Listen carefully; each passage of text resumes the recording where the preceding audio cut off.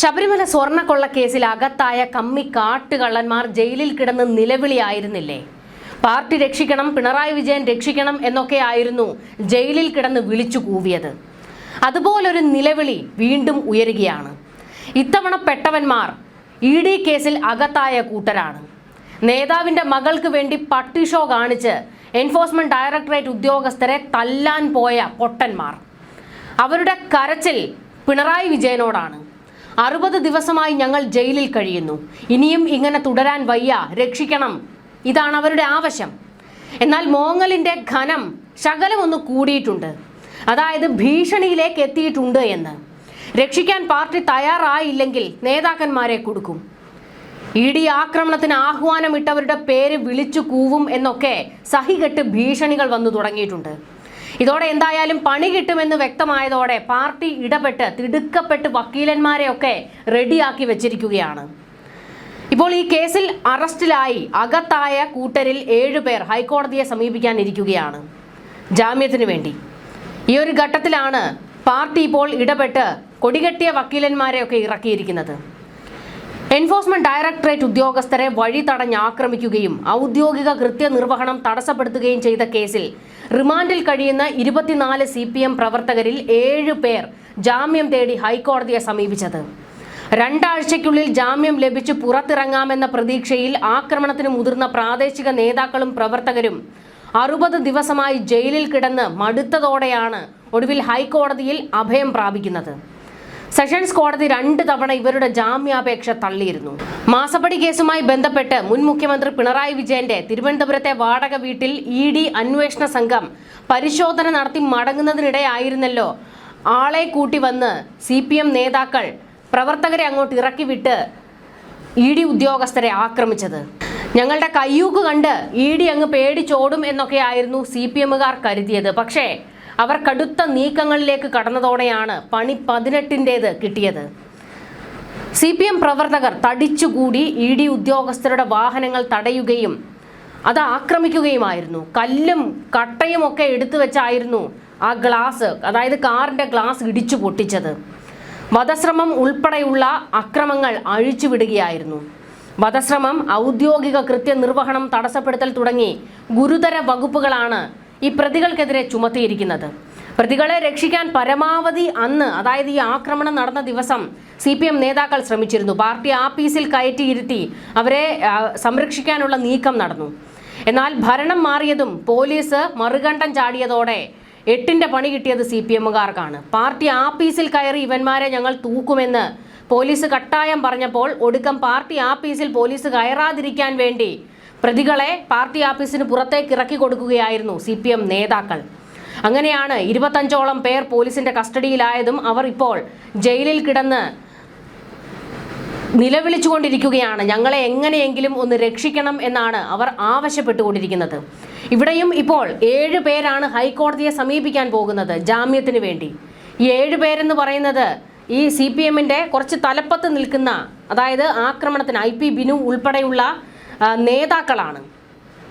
അപ്പോഴും ബാക്കി സാധാരണക്കാരായിട്ടുള്ള CPM പ്രവർത്തകർ അകത്ത് തന്നെ കിടക്കും. ഇവർക്ക് വേണ്ടി ആരാണ് ഇറങ്ങുക?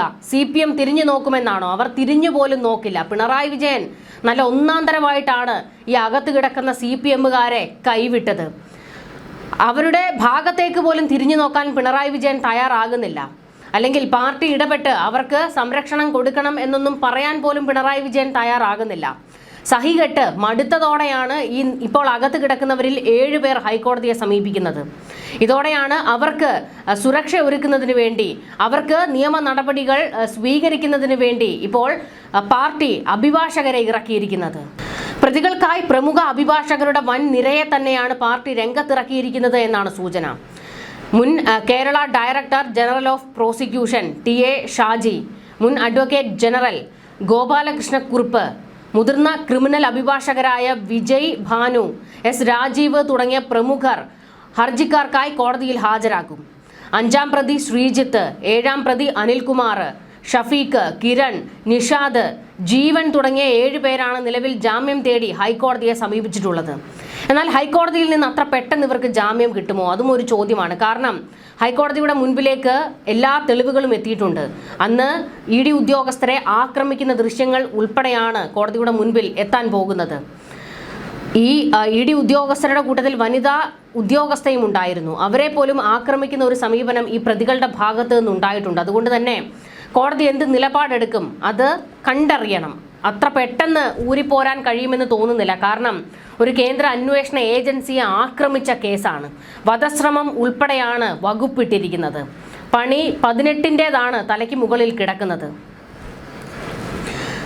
അസിസ്റ്റന്റ് സോളിസിറ്റർ ജനറലിനെ ഉൾപ്പെടെ എത്തിച്ച് ഹൈക്കോടതിയിലും ജാമ്യാപേക്ഷയെ ശക്തമായി എതിർക്കാനാണ് ED ഇപ്പോൾ നീക്കം തുടങ്ങിയിരിക്കുന്നത്. അതായത് തങ്ങളെ ആക്രമിച്ച ഒരുത്തനും പുറത്തേക്കിറങ്ങരുത്, പുറം ലോകം കാണരുത് എന്നുള്ളതാണ് ED കട്ടായം പ്രഖ്യാപിച്ചിരിക്കുന്നത്. നമുക്കറിയാം ED ഉദ്യോഗസ്ഥർ സർക്കാരിനെതിരെയും കർശന മുന്നറിയിപ്പാണ് കൊടുത്തിരിക്കുന്നത്.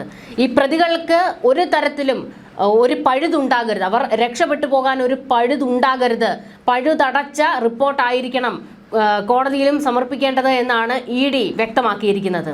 വിചാരണ ഘട്ടത്തിന് മുന്നോടിയായി പ്രതികൾക്ക് സ്വാഭാവിക ജാമ്യം ലഭിക്കുന്നത് തടയുന്നതിനായി 60 ദിവസത്തിനകം ഭാഗിക കുറ്റപത്രം സമർപ്പിക്കാനും അന്വേഷണ സംഘം നീക്കം നടത്തുന്നുണ്ട്. ഇത് നടപ്പിലായാൽ വിചാരണ കൂടാതെ പ്രതികൾക്കുടനെ ഒന്നും ജയിലിൽ നിന്ന് പുറത്തിറങ്ങാൻ കഴിയില്ല. മാധ്യമ പ്രവർത്തകരുടെ വാർത്തകളുടെ അടിസ്ഥാനത്തിലാണ് പലരെയും പ്രതിയാക്കിയതെന്നും കേസിൽ വധശ്രമം ചുമത്തേണ്ട സാഹചര്യമില്ല എന്നാണ് പ്രതിഭാഗത്തിന്റെ പ്രധാന വാദം.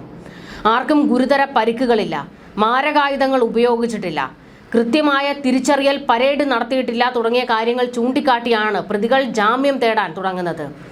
കേസിന്റെ തീവ്രത വർദ്ധിപ്പിക്കാൻ പോലീസ് ബോധപൂർവം വധശ്രമം ചുമത്തിയതാണെന്നും ഡ്രൈവർക്ക് നിസ്സാര പരിക്കുകൾ മാത്രമേ ഉള്ളൂവെന്നും ഹർജിയിൽ പറയുന്നത്.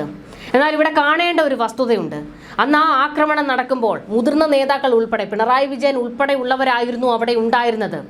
പിണറായി വിജയൻ വിചാരിച്ചാൽ ആ ഒരു ആക്രമണം അത് ഒഴിവാക്കാമായിരുന്നു. പിണറായി വിജയന് പറയാമായിരുന്നു, ഉദ്യോഗസ്ഥർ എൻ്റെ മകളെയാണ് ചോദ്യം ചെയ്യാൻ വന്നത്, അവർ ആ നടപടി പൂർത്തിയാക്കിയതിനു ശേഷം മടങ്ങുകയാണ്, എന്നെ ചോദ്യം ചെയ്യുകയോ എന്നെ ബുദ്ധിമുട്ടിക്കുകയോ ചെയ്തിട്ടില്ല. ഇത് അന്വേഷണത്തിന്റെ ഭാഗമായിട്ടുള്ള ഒരു റെയ്ഡാണ്, അതിൽ നമ്മൾ സഹകരിക്കുകയാണ് ചെയ്യേണ്ടത്, അണികൾ പ്രകോപിതരാകരുത്, ഉദ്യോഗസ്ഥർക്ക് ഒരു തരത്തിലുമുള്ള ബുദ്ധിമുട്ടുകൾ ഉണ്ടാക്കരുത് എന്ന് പിണറായി വിജയന് പറയാമായിരുന്നല്ലോ. എന്തുകൊണ്ട് പിണറായി വിജയൻ അത് പറഞ്ഞില്ല? അപ്പോൾ ഈ മുതിർന്ന നേതാക്കൾ ഈ ആക്രമണത്തിന് ആഹ്വാനം ചെയ്തു എന്നുള്ള കാര്യത്തിൽ ഒരു സംശയവുമില്ല. ED വ്യക്തമാക്കുന്നതും ഈ പ്രതികളെ, അതായത് ഇപ്പോൾ അകത്തായിരിക്കുന്നവർ പ്രതികളാണ്, അവർ ആക്രമണത്തിൽ പങ്കെടുത്തവരാണ്.